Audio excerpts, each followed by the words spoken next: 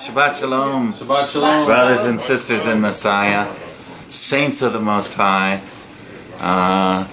recipients of the promises, those of you who love and walk with Elohim, as did Moshe and Enoch and Noah and so many others, Abraham, Isaac, and Jacob.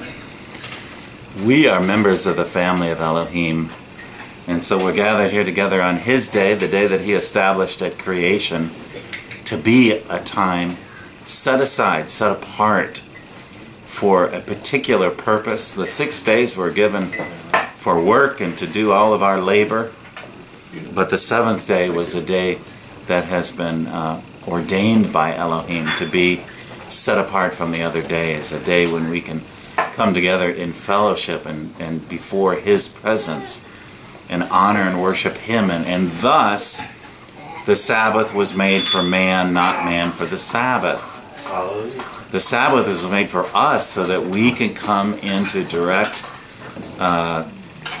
connection with the living Elohim on this day, laying aside everything else and not letting anything else distract us from Elohim's plan for us, but that we can know Him personally, read His Word, walk with Him, pray, and present our petitions before Him. And so this is the purpose of the Sabbath day. And I, for one, am grateful that the Father has given us the Sabbath as a special time of coming together. Today we're going to continue on in a series of teachings and messages about deliverance. It seemed appropriate that we talked about deliverances because we're coming up to the season of the Passover and unleavened bread, which is all about deliverance, and then the crossing of the sea, another great deliverance. So today we're going to, in part 5, we're going to look at deliverances by the Master. I'm talking about the Messiah here and His disciples, and also deliverance today. And I'm going to ask, hopefully, what amount to be some poignant questions that we all need to consider. And I'm going to get to that shortly, but let me just give a quick, one slide overview of what we've covered in the past 4 weeks or so. We talked about the many deliverances of Yahweh, the corporate deliverances, and by that I mean where He saves the nation. He rescues His whole body of people from whatever disaster, whatever befalls them. The oppression by the enemy, the affliction. And so Yahweh has performed many great miracles to rescue His nation from various forms of danger. And we talked about these. We talked about the great deliverance, because this is a phrase that the Scripture uses, of when Joseph was sent ahead of time into Egypt, and then he provided a great deliverance for his family, the sons of Israel, and really for the whole world, by having the wisdom and the understanding and the revelation from Elohim to set aside grain for the 7 years of plenty. And thus he was able to save many lives. This was a great deliverance according to the Scriptures. And then there was Pesach, and we know about the great deliverance out of Egypt, and the crossing of the Red Sea, another great deliverance from Pharaoh and his army. And then the deliverances that each of these previous deliverances were foreshadows of the deliverance of Messiah when He died for us on the tree. But today we're going to look at some of the deliverances that our Messiah performed, not just on a grand scale of rescuing the whole body from their sins, but the individual deliverances that the Messiah provided, and then what His disciples did after Him, following in His footsteps. These are personal deliverances which He's performed countless times for righteous people all throughout history. And so we're going to look at those deliverances that the Messiah provided. And we also noted an important point here is that when we call upon the name of Yahweh, that's what initiates a deliverance for us personally. we have to call upon him. And the scriptures are replete with examples of this, exhortations, praises from the Psalms, and many different examples of how people called out upon him, and then he delivered them out of their distresses. So that's my overview. So let's get into the meat of this teaching. Crying out for deliverance. Psalm 34, verses 17 through 19, was something that came up this week that I thought was very pertinent to this subject today. And so let me read those verses. Psalm 34, 17 and 19. The righteous cry, or they cry out. And if you'll see at the bottom of the screen is the definition, the Hebrew word tza'ak. That's the word used here. It means to cry for help, to shout out, to call for help or deliverance. And so it says that the righteous cry out, they call out for deliverance, and Yahweh hears and delivers them out of all of their troubles or distresses. The word delivers here is the Hebrew word snatches. Remember, we covered about 4 or 5 different Hebrew terms that are relevant to the concept of deliverance. This one means he snatches, or he plucks us up out of that situation, providing that means of deliverance from our troubles or our trials. But here it says that Yahweh hears. He hears the righteous one cry out. And I don't really find anywhere where people that aren't walking in his ways can call out to him for help on an individual basis. I mean, in terms of, get me out of this trouble I'm in. And the Father wants those people to repent, first of all, and to establish relationship with him so that he can be their Elohim, and so that he can answer them when they cry out. But here specifically, Psalm 34 says it's the righteous who cry out, and Yahweh hears them. And so I think this is one of the stipulations for finding deliverance, is number one, that we have to be righteous before him. We have to be in relationship with him. Because we all know of many people that aren't righteous, and they call out for help, they call to God, and it's as though God doesn't exist to them, because they don't get answers to their prayers. And so I want to submit to you, first of all, that if we're a righteous people, if we're walking in his ways, and we've established that relationship with him, and we're clinging to that relationship with him, that when we cry out for help, he will hear us. And it says he delivers them out of all their troubles or distresses. And so one of the questions I'm going to ask that I hope provokes some thought is that when we cry out for help, we consider ourselves a righteous people, or at least we're on the path of walking in his righteous commandments. Why doesn't he deliver us out of all our troubles? Because the promise here is clear, that when the righteous cry out, he delivers them out of all their troubles. And so this is something to ponder, and I'm going to get more into that as we move along in this study. It says Yahweh is near to the brokenhearted and saves those who are crushed in spirit. It's almost as if we have to be crushed and brought to the lowest point, and depleted of all that we are able to do for ourselves to get us out of distresses and troubles. When we get to the bottom, then the Father, when our spirit is crushed, the Father hears the prayers of those people who are crushed and brokenhearted, and he helps them. Many are the afflictions of the righteous. Boy, isn't that true? And David said it way back 3,000 years ago nearly. He wrote this psalm. And so many are the afflictions of the righteous, and it's still true today. We all endure certain afflictions in our lives. And I'm hearing more and more of people of faith going through all kinds of trials and troubles and afflictions and physical and mental and emotional problems, because the enemy wants to attack us. He wants to bring us down. He wants to oppress us and convince us that the God that we serve can't really do what he promised. Because what he promised here, he delivers them out of all their distresses. And so why doesn't the Father do that for us today? Because he's not lying. But I think we have to consider at least what are the stipulations for receiving that kind of help. So that's what I want to talk about today. Psalm 85 says in verses 7 through 9, "Show us your act of love, Yahweh, and grant us your salvation. I will hear what Elohim Yahweh will say, for he will speak peace to his people, to his godly ones. But let them not turn back to folly. Surely his salvation is near to those who fear him, that glory may dwell in our land." And so here is another stipulation of receiving that help that he promised to help us through all of our distresses and trials.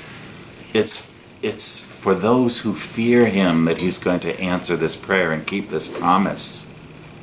Okay, so those who have relationship with him, who are walking righteously in his ways, and who fear him, those are the ones that he's going to answer this prayer and deliver out of all their distresses. So, I mean, here's a couple things. I think we're going to run into a couple more. But we have to ask ourselves the question, are we not being healed from all our diseases and being delivered out of all distresses because we're not this people he's talking about? Do we really fear Yahweh? Do we really walk uprightly and righteously before him? Do we really have that relationship with him that we say that we have? Maybe it's maybe there's some fault there.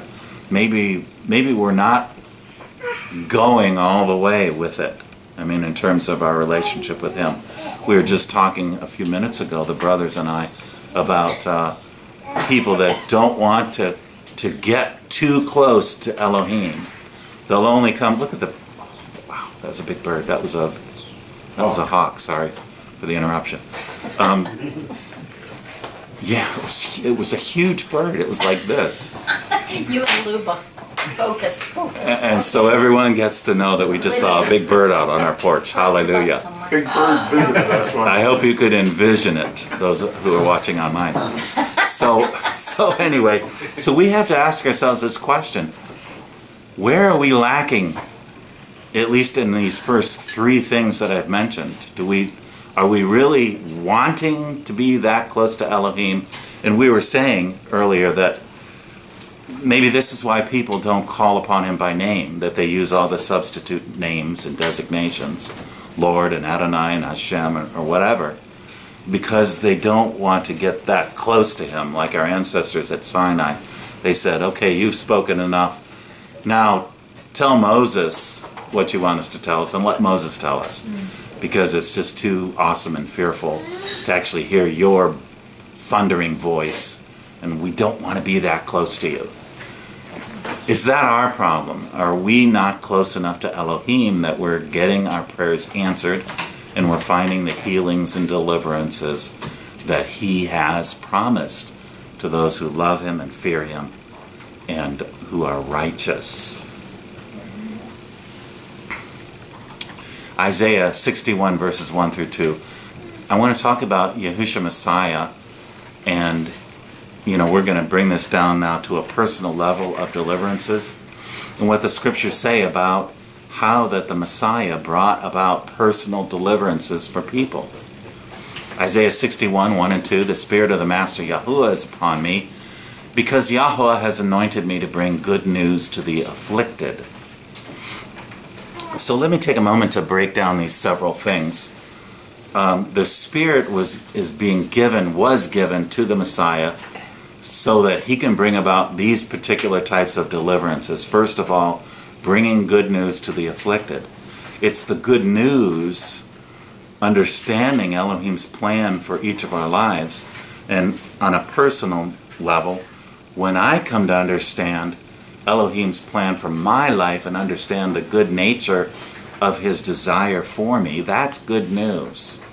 And I find that in the gospel, in the way that Elohim has provided redemption. And so that good news is a means of deliverance for us. Because when we recognize and realize what Elohim is doing on our behalf, we can step out in faith on that and walk according to that revelation that he's given to us about himself. And that can be a release from affliction. It can be a help in our time of trouble. Secondly, he has sent me to bind up the brokenhearted. And, and we saw that in the previous verse in the Psalms about binding up the brokenhearted, because this is another means of deliverance. The brokenhearted are people that it's almost like they're without hope. They're without any real vision of a solution to their problem, of their affliction and the trouble that they're going through. But when the Messiah came, he bound up the brokenhearted. In other words, he gave them purpose and reason for living and a hope for the future. And this is another type of deliverance that the Messiah brought. Third, to proclaim liberty to captives and freedom to prisoners. And we've talked about this a lot. The captivity that we've been involved in is being captive to the ways of the world and to the ways of theologians, to the man-made doctrines and traditions and customs of men. The Pharisees and Sadducees did this. They brought the people of Israel into captivity and made them prisoners of their own laws, their own man-made ways, instead of setting them free by teaching the actual word of the Torah. Because the Torah does set people free. It's the means to freedom. And so the Messiah came to proclaim this liberty and freedom to those people who are captives, and to proclaim the favorable year of Yahuwah. So I want to read this in Luke 4, because it goes on to say something really important that we need to consider about possibly why we are not receiving this kind of deliverance that we're expecting from the Father in heaven. So Luke chapter 4, this is where Yeshua goes into the synagogue in Nazareth, and he explains to the people there something very interesting. Luke 4, starting at verse 16. It says this: "And he came to Nazareth, where he had been brought up. And according to his practice, he went into the synagogue or congregation on the Sabbath day and stood up to read. And the scroll of the prophet Yeshayahu, or Isaiah, was handed to him. And having unrolled the scroll, he found the place where it was written, 'The Spirit of Yahweh is upon me, because he has anointed me to bring the good news to the poor. He sent me to heal the brokenhearted, to proclaim release to the captives, and recovery of sight to the blind, to send away crushed ones with a release, and to proclaim the acceptable year of Yahuwah.'" And then it says, "And having rolled up the scroll, he, Yahusha, gave it back to the attendant and sat down. And the eyes of all in the congregation were fixed upon him. And he began to say to them, 'Today this scripture has been filled in your hearing.' And all were bearing witness to him and marveled at the pleasant words that came out of his mouth. And they said, 'Is this not the son of Joseph?' And he said to them, 'No doubt you shall say this proverb to me, Physician, heal yourself. Whatever we have heard being done in Kephar Nahum or Capernaum, do also here in your country.'" And so the people were expecting to receive the same kind of miracles that they had heard he performed in Capernaum. And yet, now listen to what he says, because this is relevant for answering the questions I asked. It says, he said to them, "Truly I say to you, no prophet is accepted in his own country. But truly I say to you, many widows were in Israel in the days of Eliyahu, when the heaven was shut up for 3 years and 6 months, and there was a great scarcity of food in all the land. And Eliyahu was sent to none of them, but to Zarephath of Sidon, to a woman, a widow, and she was a Gentile." It says that the prophet was not sent to any of the sons of Israel. And then he says, "Many lepers were in Israel in the time of Elisha the prophet, and none of them was cleansed except Naaman the Aramean. And all those in the congregation, when they heard this, they were filled with wrath. And so what Yahushua was saying here was that he had come to bring this deliverance, to set the captives free and so forth, according to the prophecy of Isaiah 61. And yet there were some people that weren't going to receive it. And why weren't they going to receive it? The healing, the deliverances, is on account of their unbelief. Just as in the days of Elijah and Elisha, the Israelites weren't believing and following the Elohim of Israel at the time, and so they weren't receiving the help and the healings. But these two Gentile individuals, the prophet was sent to provide healing and help to them.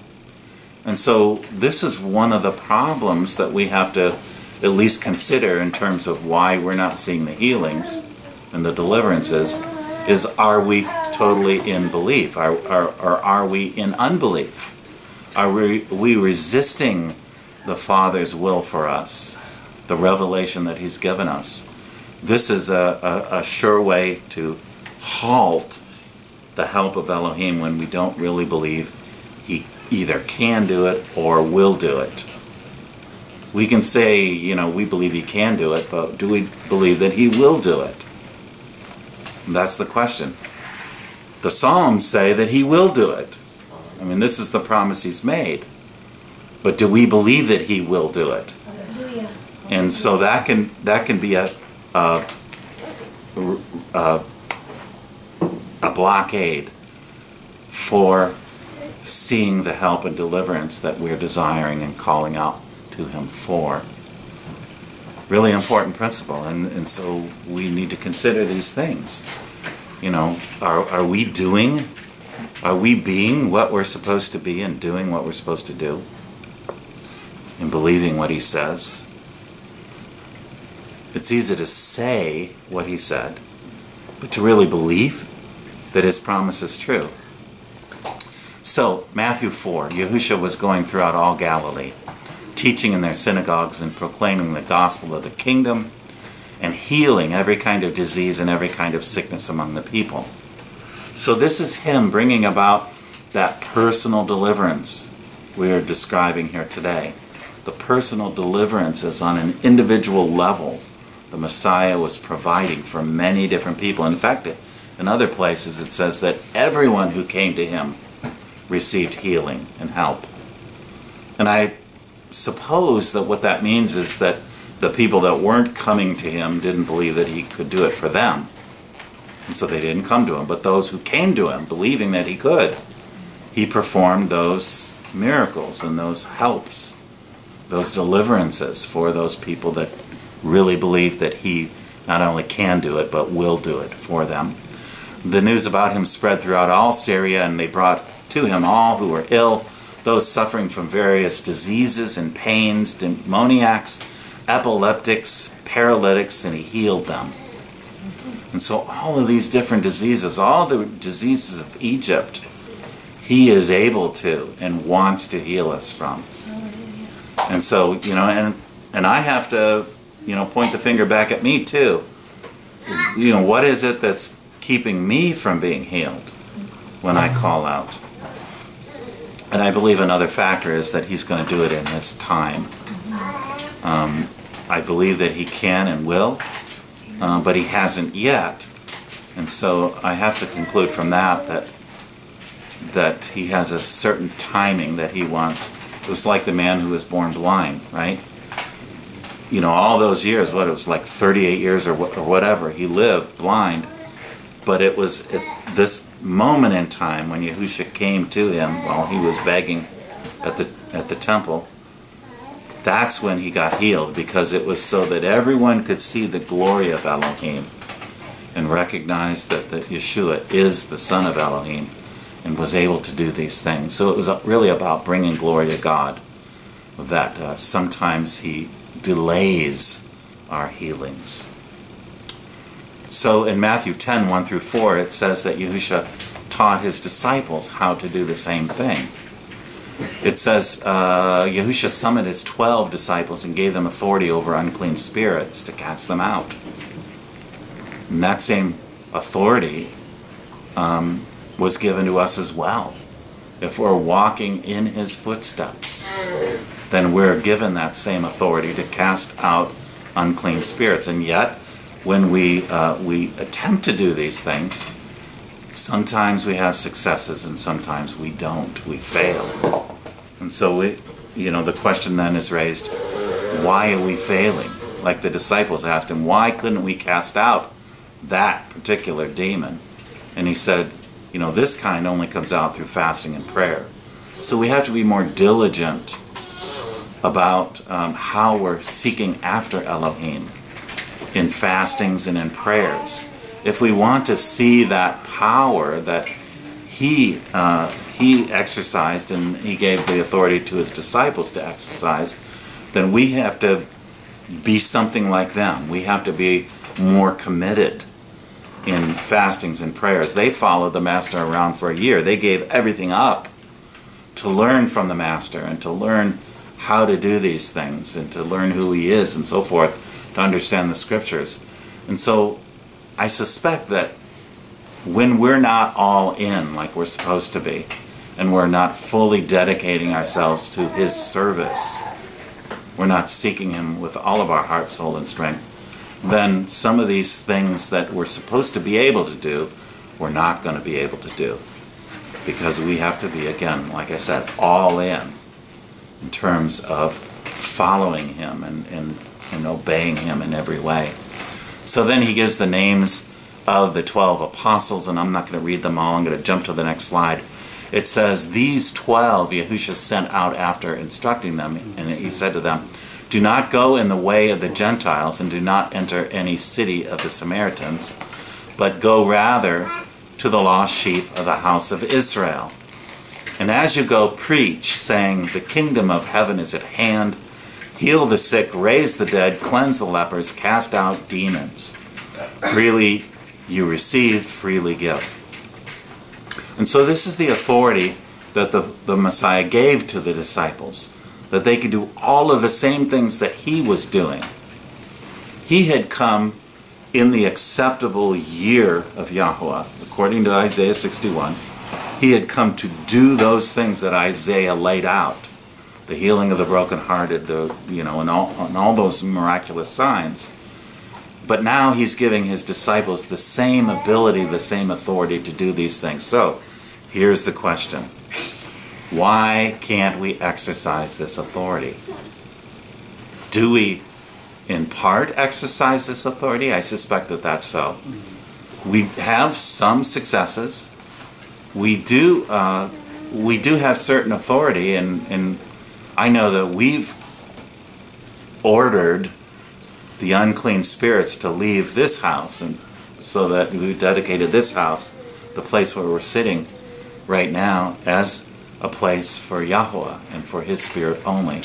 And we've had success in that. People have commented that there's always shalom in this place, and I believe there is, because we've prayed that prayer and we've exercised that authority.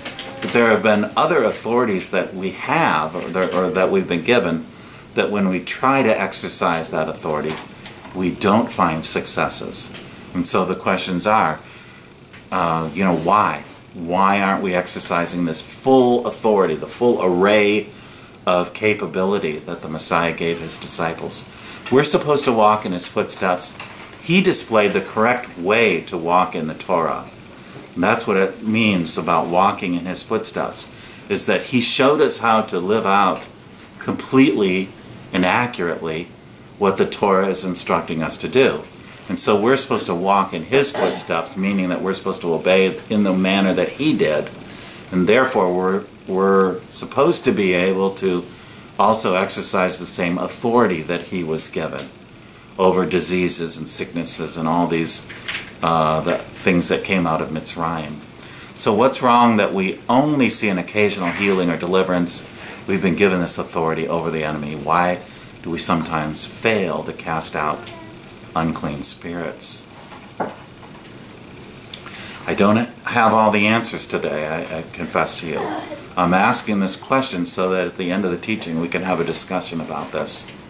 And maybe we can have a better understanding of of what went wrong and where we're failing to do the full will of Elohim. But let me move on now to the disciples now exercising this authority. After Yahusha went up to heaven, Acts chapter 3, we're given the story of the disciples healing the lame. It says, now Peter and John were going up to the temple at the 9th hour, the hour of prayer. And a man who had been lame from his mother's womb was being carried along, whom they used to set down every day at the gate of the temple, which is called Beautiful, in order to beg alms of those who were entering the temple. And when he saw Peter and John about to go into the temple, he began asking to receive alms from them. But Peter, along with John, fixed his gaze on him, and he said, look at us.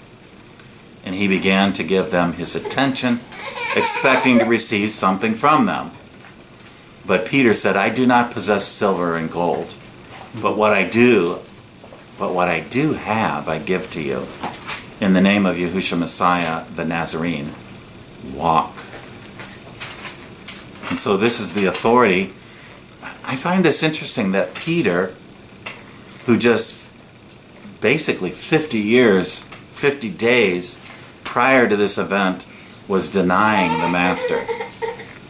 He said he would follow him to death, but when push came to shove, he denied the master, and he had a great falling at that point in time, and it was disappointing to Peter. But 50 days later, it says that the Lord appeared to his disciples over a period of 40 days, appearing and teaching to them.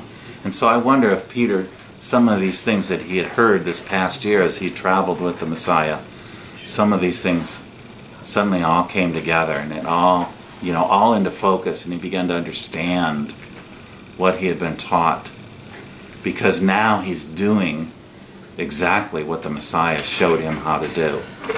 The disciples learned how Yahusha prayed and fasted and then performed deliverances and miracles on behalf of people, delivering them from all their diseases. And so it was natural for the disciples, having seen this for over a period of time and learning how to go about it, that now Peter is able to do these things, even the great and wondrous miracles. In this case, this man was lame in both of his feet, and Peter said, get up and walk.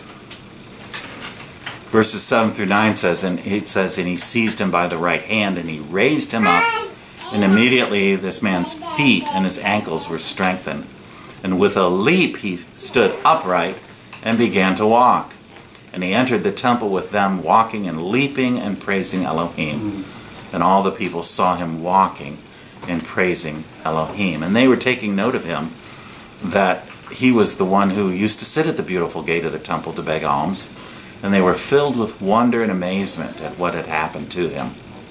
And while he was clinging to Peter and John, all the people ran together to them at the so-called portico of Solomon, full of amazement.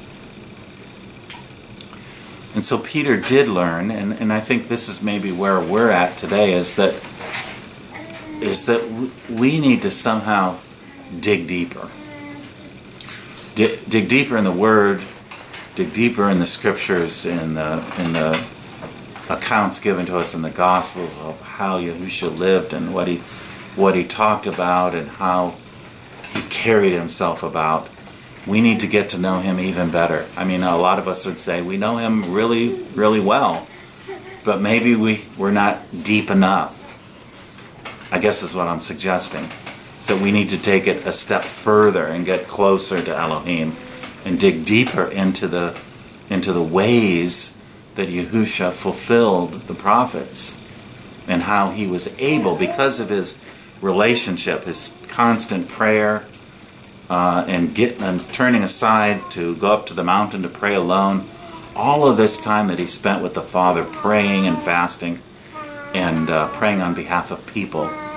These are the things that we need to do to be able to do the same things that he did.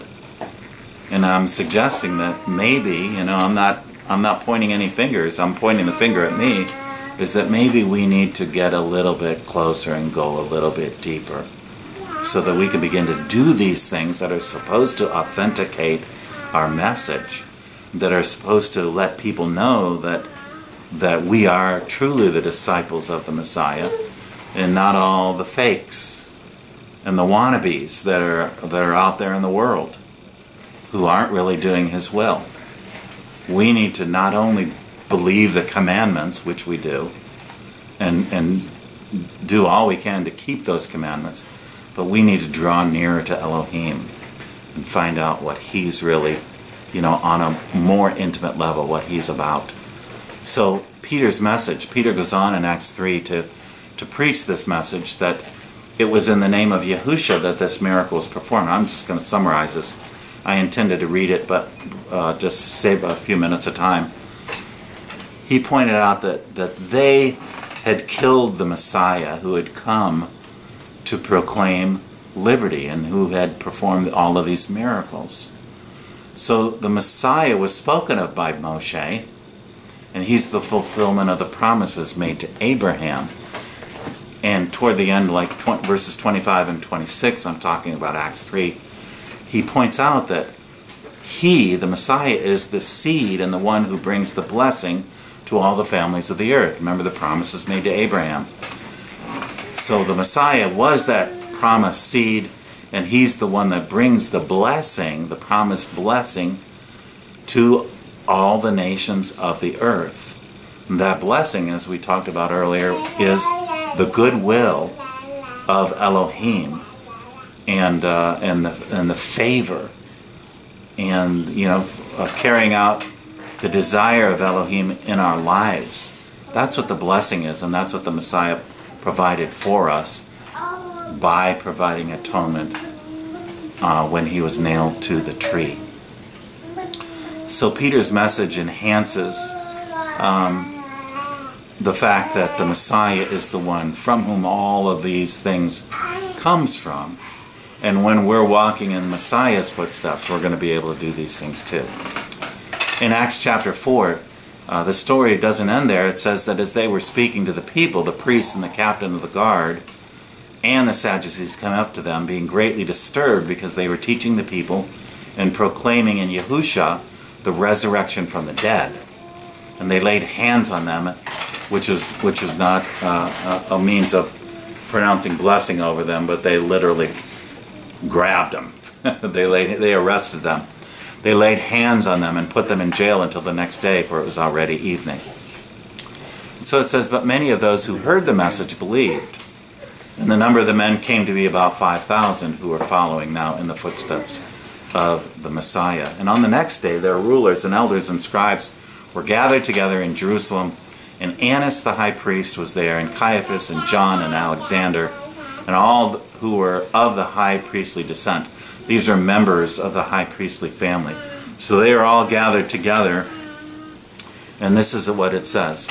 When they had placed them, meaning Peter and John, in the center, they began to inquire, saying, by what power or in what name have you done this?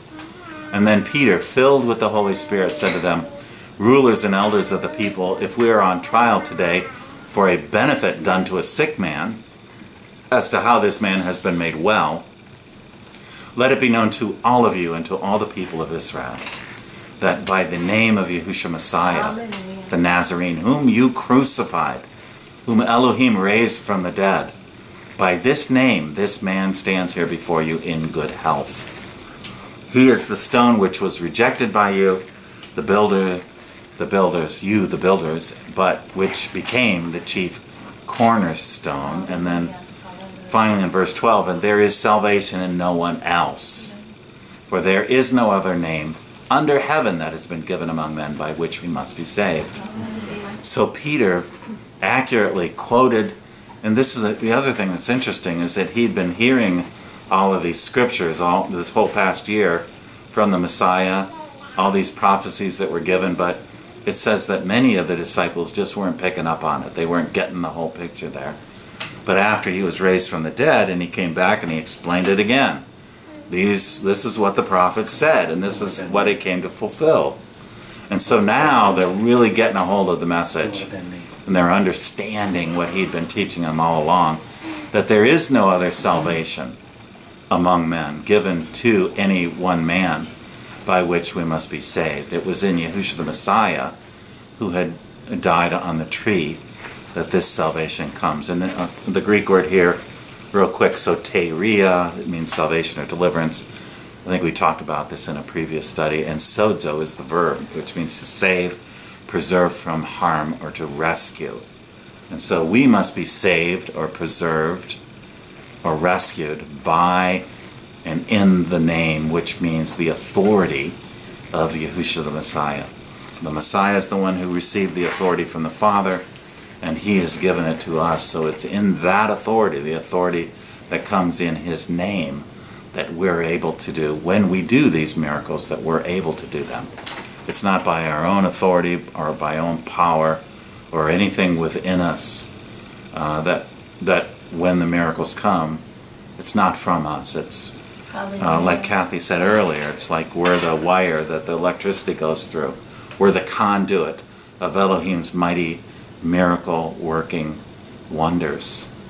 And so we can do that as long as we recognize that it's not us that's performing it, but it's through us that Elohim is performing the miracles. Deliverance for Kifa. I just want to point out two more deliverances. We're talking about, again, individual, personal deliverances. Deliverance for Peter himself in Acts chapter 12. About that time, Herod the king laid hands on some who belonged to the assembly in order to mistreat them. And he had James, the brother of John, put to death with a sword. He was one of the 12. And when Herod saw that it pleased the Yehudim, he proceeded to arrest Peter also. Now it was during the days of unleavened bread. So Herod was planning to kill Peter just as he had killed James. Here's where the deliverance of Yahweh comes on a personal level. When he had seized him, he put him in prison, delivering him to 4 squads of soldiers to guard him. That ought to have been enough, 4 squads of soldiers, intending after the Passover to bring him out before the people. And so Peter was kept in the prison, but prayer for him was being made fervently by the assembly to Elohim. And this is another example of what I was saying, is that we need to pray and fast fervently so that these things can actually be accomplished through us. The miracles only come when we're drawing near to Elohim, and then he performs it. So he had a bunch of people praying fervently for him. On the very night when Herod was about to bring him forward, Peter was sleeping between 2 soldiers, bound with 2 chains, and guards in front of the door were watching over the prison. So this is curious to me, that Peter was sleeping between the soldiers. He knew the next day he was probably going to die if Herod had his way, and yet he was able to sleep through the night. So he was sleeping between the 2 soldiers, and it says, "Behold, an angel of the Lord, an angel of Yahweh, suddenly appeared, and the light shone in the cell, and he struck Peter's side and woke him up, saying, 'Get up quickly.' And his chains fell off his hands, and the angel said to him, 'Gird yourself and put on your sandals.' And he did so. And he said to him, 'Wrap your cloak around you and follow me.' And he went out and continued to follow, and he did not know that what was being done by the angel was real, but thought he was seeing a vision. When they had passed the first and second guard, they came to the iron gate that leads into the city, which opened for them by itself, and they went out and went along one street, and immediately the angel departed from him. So when Peter came to himself, he said, 'Now I know for sure that the Lord has sent forth his angel and rescued me from the hand of Herod and from all that the Jewish people were expecting.'" They were expecting him to die, and the Father had sent an angel to rescue him, to deliver him from what they all wanted to do to him. So he came to himself, which I find is also kind of funny, because he must have just thought he was dreaming or having a vision. Well, it says he thought he was having a vision, but he was just going along with it. He's walking through this vision, right? But he didn't realize that it was reality, that he was actually walking out of the prison. It wasn't just a vision. So when he realized this, he went to the house of Mary, the mother of John, who was also called Mark, where many were gathered together and were praying. And when he knocked at the door of the gate, a servant girl named Rhoda came to answer. You know the story. And when she recognized Peter's voice, because of her joy, she did not open the gate, but ran in and announced that Peter was standing in front of the gate. And because she didn't let him in, it says they said to her, "You're out of your mind. If Peter was at the gate, why didn't you let him in?" kind of thing. But she kept insisting that it was so, and so they kept saying, "It is his angel." But Peter continued knocking, and when they had opened the door, they saw him and were amazed. But motioning to them with his hand to be silent, he described to them how the Lord had led him out of the prison. And he said, "Report these things to James and the brethren." And then he left and he went to another place. So that's the end of the portion I want to read about Peter's deliverance. Again, it's because people were praying fervently. And that's how these deliverances come about. That's how rescue is performed. It's because when we're as a group, as a community, praying to the Father, and we're in agreement in that prayer, and we continue to pray, and even on an individual level, when I continue to pray and fast, then I'm going to be able to see these miracles happening among the brethren. And I'm going to be able to perform the things that Messiah told his disciples that they would do, these same exploits and these same things also, just as he had done. And finally, Paul's deliverance from the Yehudi. And this is recorded in Acts chapter 21. It says, when the 7 days were almost over, Paul had come in and was binding himself to an oath with several other individuals who were Gentiles in order to show the Yehudim, who doubted that he was really following the Torah anymore, or that he had regard for Moshe. He was doing this to demonstrate to them that he always kept the Torah, and he was all about that he had not forsaken or abandoned the Torah. And so he bound himself under this oath, and it says, when those 7 days of the oath were almost over, the Yehudim from Asia, upon seeing him in the temple, began to stir up all the crowd and laid hands on him, crying out. This is another one of those bad laying on of hands. They said, men of Israel, come to our aid. This is the man who preaches to all men everywhere against our people and the law in this place. And besides, he has even brought Greeks into the temple and has defiled this holy place. And so I want to read further verses 29 through 40. This is Acts 21. I got to turn there real quick. I didn't want to put all these on slides. It's easier just to read this. Acts 21, verses 29 through 40. And it says this. Because they had previously seen Trophimus the Ephesian with him, with Paul, in the city, whom they thought Paul had brought into the set-apart place. And the entire city was moved, and the people rushed together, seized Paul, and dragged him out of the set-apart place, and immediately the doors were shut. And while they were seeking to kill him, a report came to the commander of the company of soldiers that all Jerusalem was in confusion. And at once he took soldiers and captains and ran down to them. And they, having seen the commander and the soldiers, stopped beating Shaul. And then the commander came near and took him and commanded him to be bound with 2 chains. And he was asking who he was and what he had done. And in the crowd some were shouting this and others that. And not being able to ascertain the truth because of the uproar, he commanded him to be taken into the barracks. And so when he came to the stairs, he had to be carried by the soldiers because of the violence of the crowd. And a large number of the people followed after, crying out, "Away with him!" And as Shaul was about to be led into the barracks, he said to the commander, "Am I allowed to say somewhat to you?" And he said, "Do you know Greek? Are you not the Mitzrite, the Egyptian, who some time ago stirred up a revolt and led the 4,000 assassins out into the wilderness?" But Shaul replied, "I am a Yehudi from Tarsus in Cilicia, a citizen of no average city. And I beg you, allow me to speak to the people."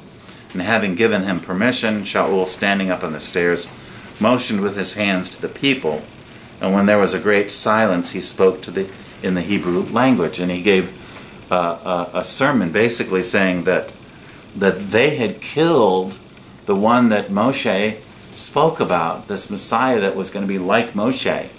They took him and impaled him on a tree, but Elohim authenticated his identity by raising him from the dead.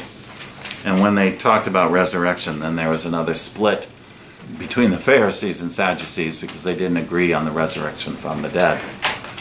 And so ultimately what happened was the soldiers, the commander was going to have Paul beaten, chained and beaten, and Paul said, is it lawful for you to chain and to beat a Roman citizen who has not been convicted? And then the commander immediately stopped, realizing that he was a Roman citizen. So this is the deliverance that Paul received, and he received other deliverances as well. But this one's important because it shows that Paul, first of all, was keeping the Torah and promoted the Torah as the right way of life, but also that Elohim has a variety of means by which he can deliver his people. In this case, he used a Roman commander to deliver Paul from the Yehudi who were trying to kill him. And so Elohim will keep his promise and deliver us out of all of our distresses, as he did here with Paul, just as he promised. And so these personal deliverances of Yah, in summary, the faithful ones who fear Yahweh can call out for deliverance, and he will answer and deliver us from all of our distresses. The disciples can be an instrument, a conduit for Yahweh's healings and deliverances of other people. And what are we still lacking that we might do the exploits of the Master and his apostles? So this is the question of the day, and I hope that in discussion, maybe you have some more insights. You know, I've provided a couple things that I think are important. Number one, that we have to fear Elohim, that we have to have a closer relationship with Elohim. We have to seek him with fervent fastings and prayers. And what was the other one I pointed out early in the study? So these are all ways in which we can draw closer to him, and that we can begin to see more and more of the miracles performed through us that the Messiah and the disciples were able to perform. Because, I mean, I know it baffles a lot of people. Why can't we do these things anymore? Which is in itself untrue. We can do these things just like they did then, but we're not availing ourselves of the prerequisites of being able to do these things. We have to be more diligent and draw closer to Elohim. And I think that's the crux of the matter, is that we need to just get more serious. As serious as we believe we are, we have to get more serious. And so that's the end of what I have for you today. What do you think? What are we lacking still in terms of being able to perform the same signs and wonders and miracles that the disciples did back in the day?